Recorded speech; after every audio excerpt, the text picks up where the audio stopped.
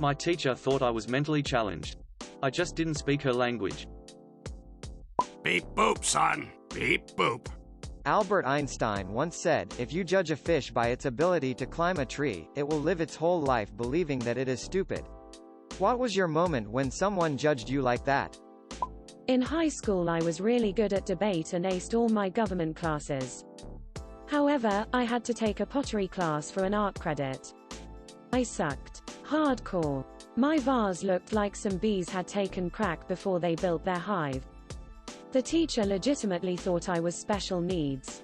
2 years later I was working retail to help put myself through college. I ran into the teacher one day. "It is so awesome you have a job.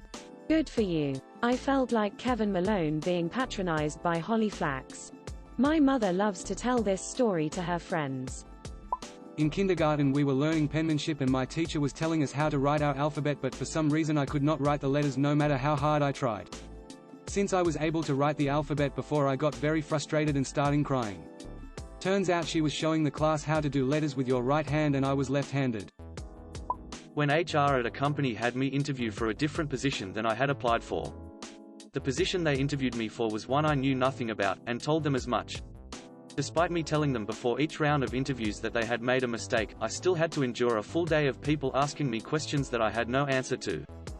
They had someone in mind but needed to interview someone objectively worse than their preferred person, so it didn't look like favoritism. I hadn't considered that angle. However, they flew me in, picked me up in a black car, put me up in a nice hotel. Would be a hell of a play if true. I was always told how bad sleeping in class was despite acing my classes, and teachers would complain to my parents about how much I slept. I felt so horrible for so long and slept early almost every day to no avail. Turns out I have narcolepsy. So, were you micro-napping? Or out for the whole lesson? Hope you are now supported in managing this. I would fall asleep for between 5 to 60 minutes. Don't know what it depends on, but it's random. During that time, I'd have vivid dreams and multiple dreams. Even if I was out for only 10 minutes. Even now I still fall asleep in every class. I don't manage it in any way other than resisting and taking some medication, which helps sometimes. Playing sports growing up, I would make these comically bad errors. The ball would hit me directly in the face, or I would swing at a pitch were I too late. Everyone gave me shit, even the coaches and parents. I kept playing because I enjoyed being active and around my friends, but I never understood why no matter how much I practiced I struggled with basic things that everyone else could do without thinking. I go to the eye doctor as an adult, and he tells me that I have a condition in one of my eyes that means I don't have binocular vision and as a result have very poor depth perception. It's physically impossible for me to track a moving object in space like everyone else. I know the pain, mate. Was forced to play volleyball in high school even though I obviously couldn't follow the ball. I was once looking right at it but couldn't spot it, and it hit me right in the face. Turns out I have a retinitis pigmentosa, which not only means I can't follow objects, but I can't see at night, my peripheral vision sucks, and anything that requires precision movement is out of the question. Thankfully I'm great in other fields that do not require good eye coordination. Had an English teacher that said any stories I wrote were bad. I thought that I'd done a good job on it, so I showed it to a different English teacher who said it was brilliant, but I needed to spell check it. Turns out the first teacher basically didn't read it, just saw the spelling errors. Several years later I got diagnosed with dyslexia. This reminds me of the time my class had to write down what we wanted to be. I told my 7th grade science teacher I wanted to be a writer, but I wrote it on an index card. When she saw the index card, she saw my terrible handwriting and immediately looked directly at me and said, "Some of us should reconsider what we want to be." Needless to say, I've been excelling at basically every writing assignment ever. I wrote for my high school and college newspaper, and some even got awards. In fact, I got so many writing achievements with ease that I still laugh about how she judged my writing's worth on the handwriting instead of the actual content. I was the fish trying, and failing, to climb the tree, and my boss called to offer me a position swimming. That time my boss called me to tell me I sucked at my job, but followed it up by telling me I got crazy good comments about this one small part of my job, so would I like to do that full time? Did the new thing for 6 years and used it to land another, even better, position at the same company. Thanks for recognizing my talents, old boss. You were a bit of a shit boss, but when it mattered you really were a help. Edit, since so many are asking, here's actual detail. Moved from software implementation, which had a bit of a teaching component to it, to formally teaching how to use the software. Have since moved into writing the content that is taught. I mostly judged myself. My whole life I pressured myself to be just as smart as my dad and brother, who were phenomenal in math and engineering. My dad has an IQ of 138 and my brother always had A's and made the dean's list in post-secondary. The institution gave out entire cakes to those on the dean's list. I struggled so hard in math. I tried so hard, exponentially more than any other kid, because I felt like if I didn't get good at math, or any subject for that matter, then I wasn't smart. Always a C+B student. Because I wasn't good at something, I very much lived years feeling I was stupid.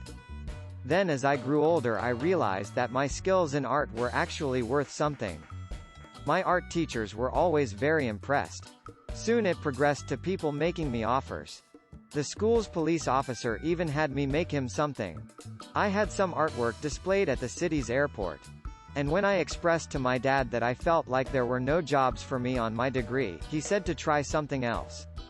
I asked what, and he said art, which I thought was a little funny for the starving artist stereotype. In that moment, it felt like he equated my artistic skills to his intelligence and success. I am very dyslexic. It results in me having the spelling and grammar of a middle schooler, plus it makes me have trouble hearing similar sounding words.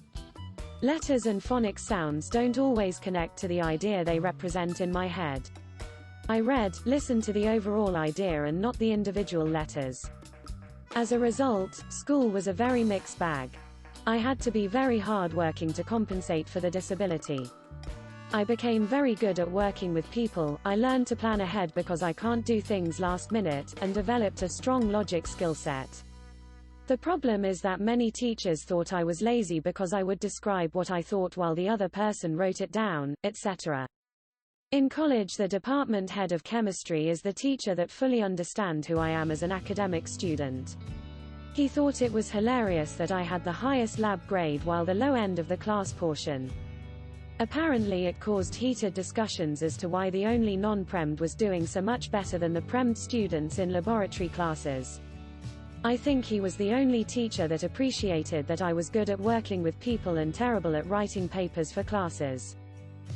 When I was in the Navy, I used to get in fairly frequent trouble for the suggestions I made for improving operational efficiencies.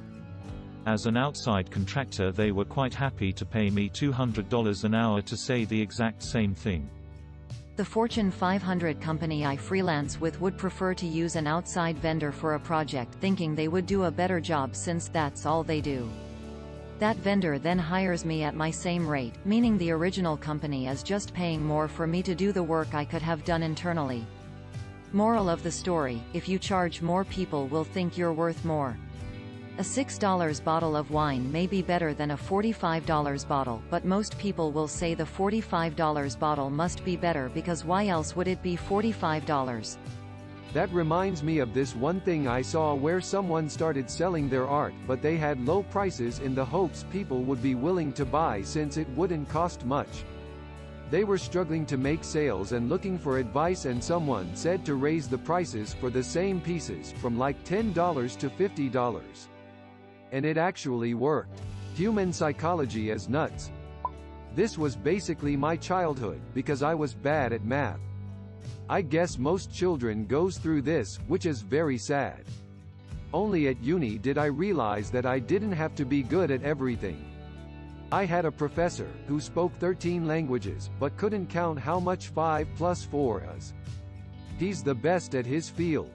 Ironically, once you get to college, all the math professors have forgotten how to do simple math as well. I remember all of us checking like super basic math they are doing on the whiteboard cause they'd fuck it up 1 times in 4 but were completing these insane proofs. When I get introduced to a new person, but I'm not part of the conversation, I just sit and wait. Then I get told, "Oh, you're really quiet, huh?" No, I just didn't want to interrupt, but... I was teased a lot in middle school, early high school for loving hockey. Would constantly get my knowledge tested, my appearance would get brought into it. Why would a fat girl like hockey? Had someone ask me if it was my passion and laugh in my face when I said yes. Joke's on them, I'm an officially credentialed journalist by the NHL now and have personally spoken to more players than they could dream of buying autographs from. The time my middle school art teacher called my parents because she thought I was purposefully mocking her by making my art bad. I literally can't draw beyond a third grade level unless I am copying an object right in front me. My parents basically cussed her out after they saw how hurt I was. Has she really experienced such vindictive kids? Yeah, she raised them herself. Same. My K-4th grade teachers all told me I couldn't draw well and even lowered my other grades because I couldn't draw, and there was an art component to every subject like science class where I was given a low grade because my fish and fish scales weren't good enough even though the information about fish was. It was ridiculous. I hated school. I thought I was dumb and would never really get anywhere. It wasn't until 5th grade where I had a first-time teacher that told me, I suck at art too. It's okay. That doesn't mean you can't be good at other things, that I started getting A's in everything, and honestly I started to like school because of him. Even before my first report card with him as a teacher, I actually started feeling confident in class regardless of if a subject was my strong point. USMC judges you on your ability to run. No matter how good or bad you are at anything, if you can run fast, you are presumed better at everything. It overcomes crimes, mental retardation, and absolute stupidity. That's how the army is. When I first came in, my push-ups and sit-ups sucked ass and I borderline failed my PT tests. But when my drill sergeants and chain of command saw my 12:10 2-mile run time, my dad has trained me to be a distance runner since I was a little kid, they all left me alone, and once I started putting on muscle in addition to the run time, I was able to get away with so much shit and get out of so many details.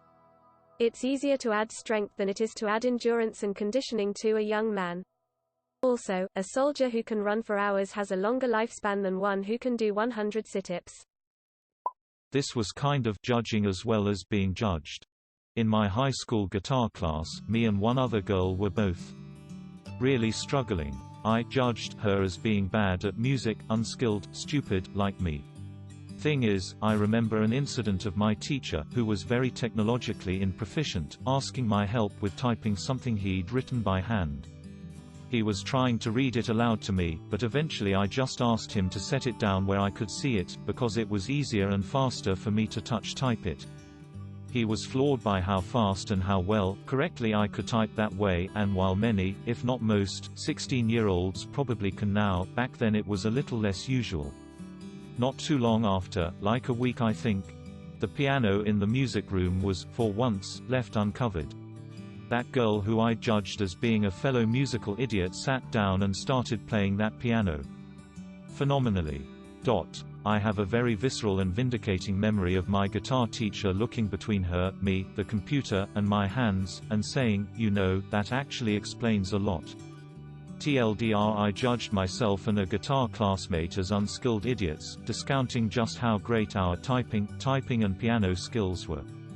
ETA, so apparently my 80 WPM typing speed might not have become as widespread and normalized as I thought. I lived in Argentina from us for a little bit as a kid. At a parent-teacher conference early in the school year, one art teacher had to break it to my parents that I might be mentally disabled because I don't respond or participate. They let her know I didn't speak any Spanish at the time. She had no idea because no one told her and my name is Spanish and it just didn't occur to her. Teacher, I think your child might be mentally challenged. Parent, no, he's just American. Once someone on Reddit started complaining about something and said I wasn't a real man for a bunch of reasons. I'm a woman, so they're not exactly wrong. I get that all the time too. My personal favorite was when I said it's difficult to date lesbians. It's a common issue with women that they were taught men should make the first move, so with two girls no one wants to move first. Everyone assumed I was a dude harassing lesbians and trying to make them straight, which is why they wouldn't go out with me. Made the comment before going to work and I had -200 by lunch. Once at my workplace, I asked for help to open a box because I really couldn't open it. This one girl I worked with looked at me with disgust and didn't help me. She later talked shit about me and said I'm fucking stupid. I was born with polydactyly and they cut off my 2 extra fingers and fixed a lot of stuff. I can't use all my fingers properly. By the way, fuck you Sarah. I have a feeling those last few sentences should have been your response. My fingers don't work, also fuck you. I was a ballerina and I always had a hard time picking up choreography. Other dancers could watch a dance once and know it, some could even do it from a video. I needed to be shown a combination a few times, and to go over it a few more, and even then I would forget it the next day. I felt really stupid. Anyway, ballet didn't really work out, and now I have a PhD, so I'm not a complete idiot. I had a similar experience, picked up ballet after my undergrad and I was terrible, but enjoyed it. Bumped myself up into a higher standard class where everyone could just effortlessly recall routines from one viewing, and I just couldn't. Really hurt my self-esteem, and the girls in the class were very isolating to me, the sole guy there, which sucked. Took up rock climbing after, and love it. It did underline that I may have slight working memory problems though.